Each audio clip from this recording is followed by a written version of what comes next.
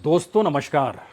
RSS, Hindutva, BJP, Hindu राष्ट्र, हिंदू संस्कृति, बहुत सारे सवाल इस दौर में ऐसे हैं जो संघ की नींव को ही मौजूदा राजनीति में कुरेद रहे हैं। संघ कितना बदल गया, बीजेपी की जरूरतें कितनी बदल गई, राजनीतिक तौर पर यह परिवर्तन ऐतिहासिक है या जब 100 बरस पूरे आरएसएस के होने जा रहे हैं तब ये सवाल कितना मौजूद है। हमें लगता है कि आज हम एकदम सही जगह पर आए हैं। ये नागपुर के महाल का इलाका है और हम जहां पर खड़े हैं और जिस घर के सामने खड़े हैं, आपको जानकर हैरत होगी, ये डॉक्टर हेडगेवार का जन्म स्थान है। यहीं पर उनका घर है। एक लिहाज से आप कह सकते हैं महाल की वो गली जिस गली के आसरे डॉक्टर हेडगेवार की पहचान इस देश से जुड़ी, नागपुर से जुड़ी। आइए आज हम आपको उस जगह पे ले जाते हैं जहां पर आप समझ पाएंगे किस तरीके से कैसा काम इस दौर में आरएसएस ने अपने तौर पर किया। ये एक ऐसा घर है जिसमें बहुत कम लोगों की आवाजाही होती है और इस जगह पर आकर आप बहुत सारी बातों को महसूस कर सकते हैं, खास तौर से तब जब इस देश के भीतर में सवाल आरएसएस को लेकर उठ रहे हैं। किसी ने कल्पना की नहीं थी कि आरएसएस 100 बरस होते होते इतनी बदल जाएगी। और जिसने भी देखा है डॉक्टर हेडगेवार की जो यादें हैं, गुरु गोलवलकर को देखा, समझा, परखा, उनके संगठन को, विस्तार को देखा और उसके बाद देवरस ने इस देश में सबसे बड़ा राजनीतिक प्रयोग किया था जब जयप्रकाश नारायण को वो साथ लेकर आए थे। और इस परिस्थिति के बीच उसके बाद रज्जू भैया का होना, सुदर्शन का होना और सुदर्शन के बाद मोहन भागवत का होना, राजनीतिक तौर पर ये तमाम परिस्थितियां कई सवालों को इसलिए जन्म देती है क्योंकि इस वक्त देश की सत्ता पर एक प्रचारक है, नरेंद्र दामोदर दास मोदी, और मोहन भागवत सरसंघ चालक हैं। राजनीतिक तौर पर ये एक ऐसी परिस्थिति है जो मौजूदा वक्त में बहुत सारे सवालों को जन्म दे सकती है, लेकिन सवाल डॉक्टर हेडगेवार के उस हिंदुत्व का है जिस हिंदुत्व के आश्रय उन्होंने इस देश में एक संगठन को खड़ा किया और राजनीतिक तौर पर मौजूदा स्थिति में वही हिंदुत्व उसी राजनीति के कटघरे में आकर खड़ा हो गया जहां पर आरएसएस और उसकी विचारधारा को लेकर ये सवाल उठने लगे कि जो डॉक्टर हेडगेवार ने सोचा, जो गुरु गोलवलकर ने देखा, समझा, परखा, जो देवरस ने राजनीतिक प्रयोग किए, जो सुदर्शन की सोच हुआ करती थी, वो क्या मोहन भागवत के दौर में आकर डाइल्यूट तो नहीं हो गई। दरअसल ये जगह इसलिए बड़ी महत्वपूर्ण है और इस जगह पर मौजूदगी इसलिए भी बड़ी मायने रखती है क्योंकि आरएसएस अपने तौर पर इस देश के भीतर में कोई विचारधारा इस वक्त शायद दे नहीं पा रहा है।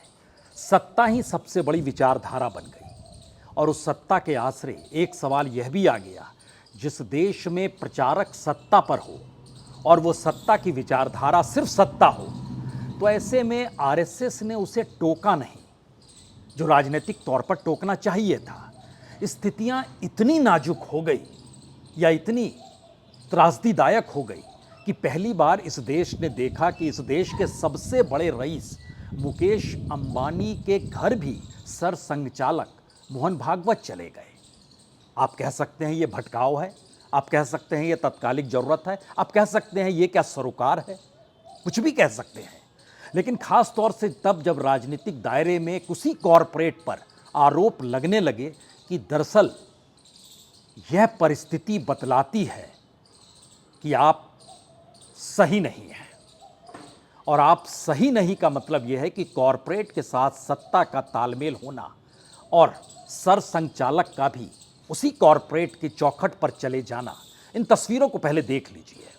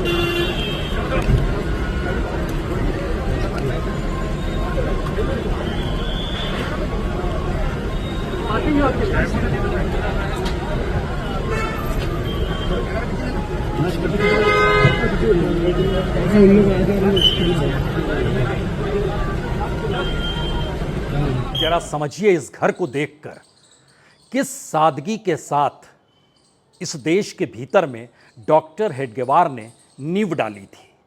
वो घर हूबहू उसी जगह पर मौजूद है और उनके घर के भीतर भी वो तमाम कुर्सियां हैं जिस पर बैठा करते थे, वो खटिया भी मौजूद है, दीवार पे लिखे हुए 20 नाम भी मौजूद हैं और इन सब के बीच वह यहाँ पर बैठकर लोगों से बातचीत संवाद बनाया करते थे। ये तमाम परिस्थितियां आपको हो सकता है सादगी के प्रतीक के तौर पर लगे, लेकिन क्या वाकई आरएसएस वैसी है?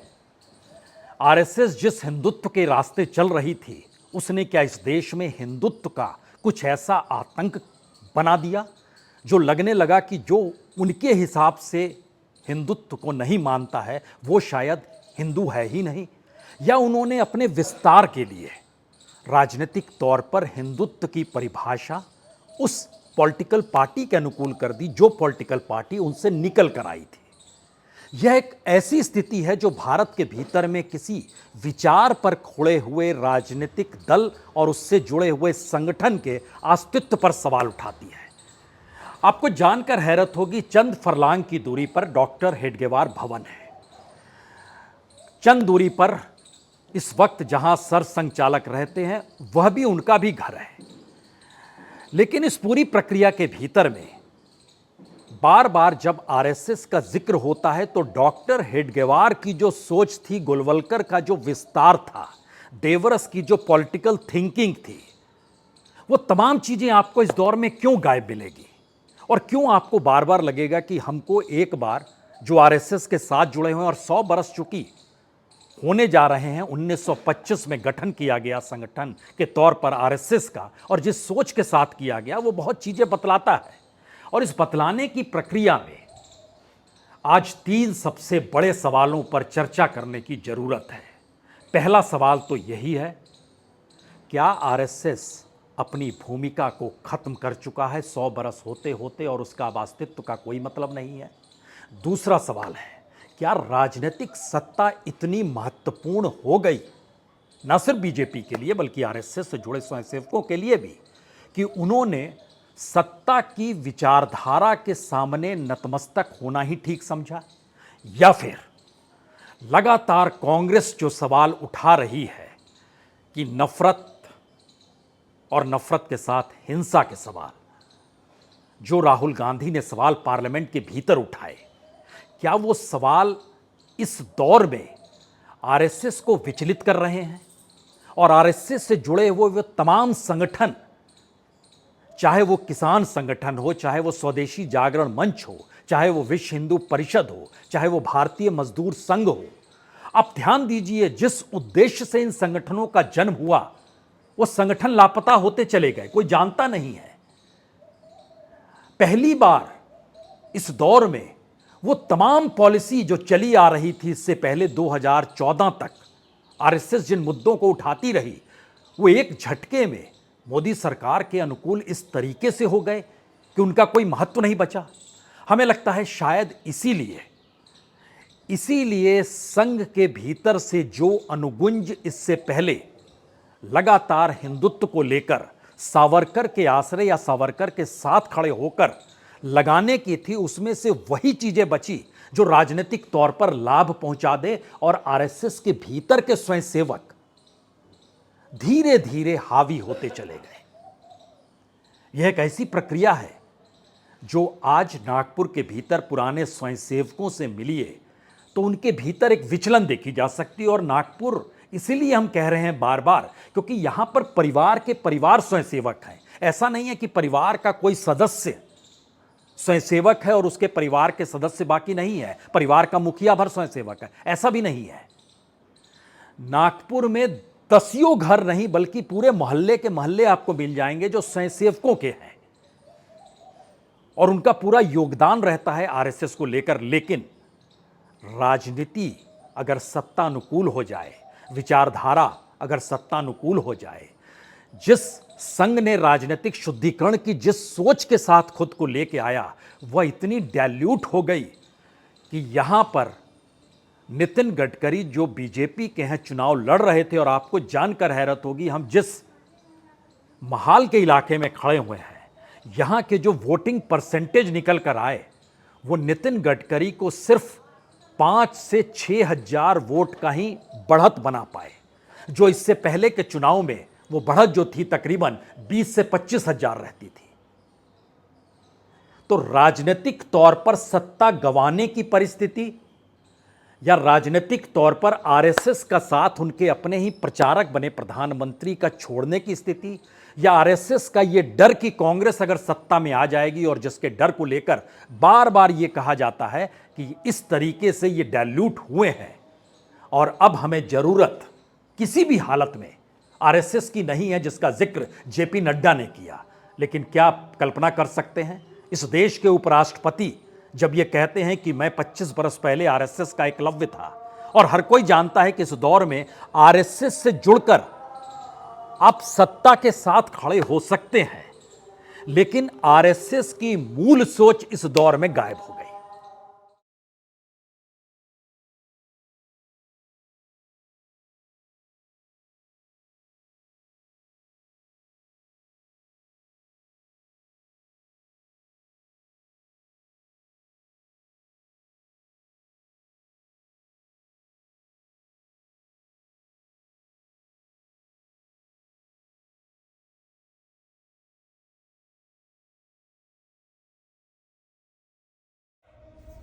और रस्सी पकड़ के जाइए ऊपर।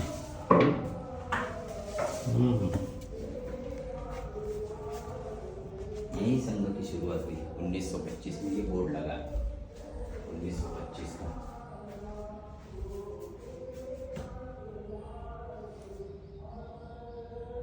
इसी कक्ष में 1925 में संघ की स्थापना हुई। विजयदशमी के शुभ पर्व पर सुबह एक बैठक में पूर्व हेडगेवार जी ने घोषणा की, आज से हम संघ प्रारंभ कर रहे हैं। और ये 17 लोगों के नाम। अरे दीवार पे लिखा हुआ था नाम तो।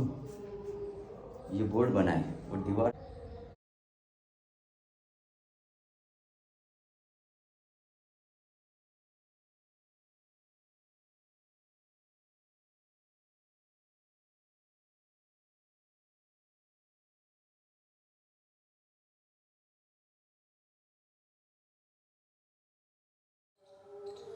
तो क्या ये माना जाए कि मोदी सत्ता के काल में आरएसएस का खत्म होना एक ऐसे परेशानी का विषय इस दौर में स्वयंसेवकों के भीतर है, जो बार बार ये सोचते हैं कि जिस सोच के साथ आरएसएस को खड़ा किया गया वो इस दौर में भटक गया है?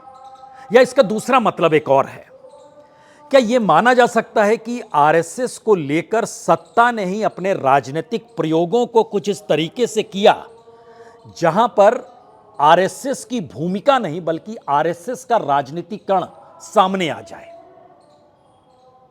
और आरएसएस का राजनीतिकरण उस सत्ता को बहुमत के आश्रय टिकाए रखे, या पुराने भावनाएं जिन लोगों की संघ के साथ थी उस भावनाओं को राजनीतिक ध्रुवीकरण के जरिए बीजेपी को राजनीतिक लाभ मिल सके। आप यहां पर एक सवाल अटल बिहारी वाजपेयी का कर सकते हैं। अटल बिहारी वाजपेयी भी प्रचारक थे, लेकिन आपको जानकर हैरत होगी अटल बिहारी वाजपेयी ने कभी भी आरएसएस का जिक्र इसलिए नहीं किया क्योंकि वो गठबंधन की सरकार में फंसे हुए थे। वो खुद प्रचारक थे, लेकिन इसके बावजूद भी 1952 बाबरी मस्जिद विध्वंस, उस प्रक्रिया को अगर याद कीजिएगा आप, तो आपके जहन में यह सवाल होगा, उस दौर में अटल बिहारी वाजपेयी हो, लाल कृष्ण आडवाणी हो, मुरली मनोहर जोशी हो, उमा भारती हो, गोविंदाचार्य हो, एक लंबी फहरिस्त है। तब आप कहेंगे उनकी भूमिका कैसी थी? एक भूमिका वो है, एक दूसरी भूमिका है इस दौर में जब अयोध्या में राम मंदिर बन गया और अयोध्या का प्रकरण और राम मंदिर का प्रकरण हेडगेवार से हिंदू राष्ट्र की सोच के दौर में आरएसएस से जुड़ाव रहा है। लेकिन यह कहां किसी को पता था कि अयोध्या में राम मंदिर निर्माण के बाद भी उसी आरएसएस के सरसंघचालक को न्योता देने के लिए विश्व हिंदू परिषद के चंपत राय आएंगे और वह न्योता देंगे और कहेंगे आप वहां पर आइए, और उन्हीं चंपत राय को चित्रकूट में प्रतिनिधि सभा में आरएसएस बुलाएगी और कहेगी कि आपने जो भी अयोध्या में किया है वह गलत है, क्योंकि वहां जमीनों को लेकर जो सौदेबाजी राजनीतिक तौर पर हुई, पैसे के बल पर बिल्डरों के जरिए हुई, उन्हें कटघरे में खड़ा किया गया और कहा गया यह आपको नहीं करना चाहिए। बावजूद इसके उस ट्रस्ट में जो अयोध्या में राम मंदिर बन रहा था उसका चेयरमैन उन्हें बनाया गया और उन्होंने एक झटके में भगवान के रूप को प्रधानमंत्री मोदी से जोड़ दिया,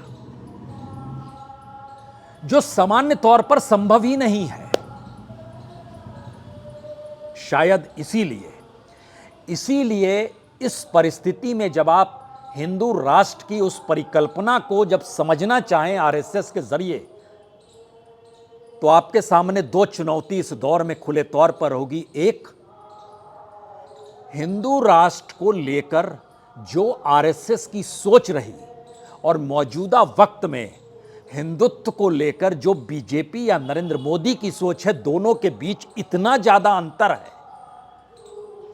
उस अंतर को शायद आप नागपुर में, और वह भी डॉक्टर हेडगेवार के जन्म स्थान पर पहुंचकर ही महसूस कर सकते हैं, जान सकते हैं।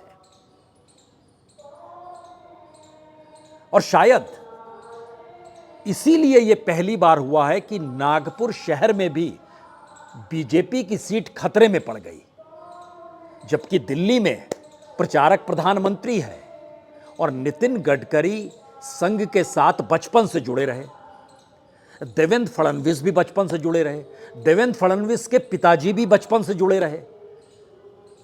आज की तारीख में नागपुर के भीतर वही संघ, वही बीजेपी सबसे कमजोर है। जो नितिन गडकरी 1.5 लाख वोट से जीत गए और अब विधानसभा चुनाव की तैयारी शुरू हो चली है। जानकर आपको हैरत होगी कि महाराष्ट्र के भीतर बीजेपी अपने बूते चुनाव तो जीत नहीं सकती है, लेकिन आरएसएस के लोगों ने इस दौर में बीजेपी को यह पाठ पढ़ाया है कि आप सत्ता की खातिर कितना भटक गए, जो इससे पहले भटकाव नहीं था।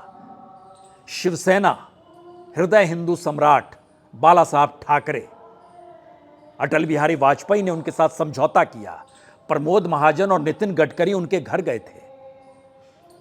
इस दौर में उसी ठाकरे परिवार की राजनीति को 2 हिस्सों में बांटने का प्रयास किसने किया?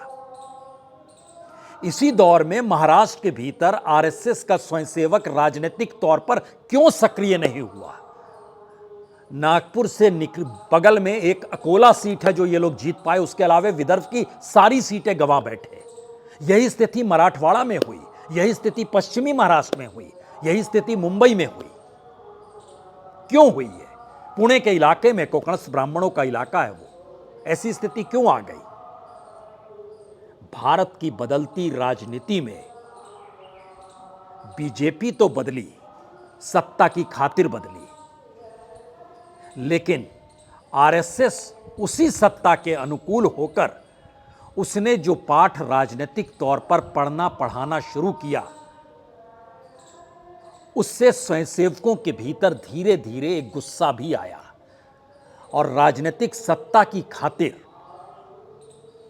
जो आरएसएस के भीतर बदलाव शुरू हुआ, उसकी उम्र 2024 तक आते आते क्या पूरी हो गई? क्योंकि इस दौर में आरएसएस कितनी बदल गई, ये सत्ता की साथ जुड़कर उसकी मलाई खाने वाले स्वयंसेवकों की एक लंबी कतार है। हम नागपुर में रहते हुए सरसंघ चालक देवरस से मिले, हम नागपुर में रहते हुए रज्जू भैया से मिले, केसी सुदर्शन जब सरसंघ चालक थे उनसे भी कई मुलाकातें हुई, और हमने देखा उस दौर से लेकर अभी तक कभी किसी को मुलाकात में कोई दिक्कत होती नहीं थी सरसंघ चालक से मिलने में। 2014 तक मोहन भागवत भी आसानी से मिलते थे, लेकिन एक झटके में जेट सिक्योरिटी का मिलना,